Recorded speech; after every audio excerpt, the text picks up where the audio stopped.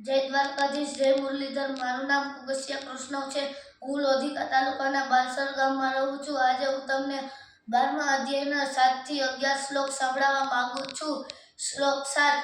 તેષામહ સમુદ્ધતા મૃત્યુ સંસાર સાગરાત ભવામેન તરી આર્પાર્થ મય્યાવેશિત તેતસામ। શ્લોક 8।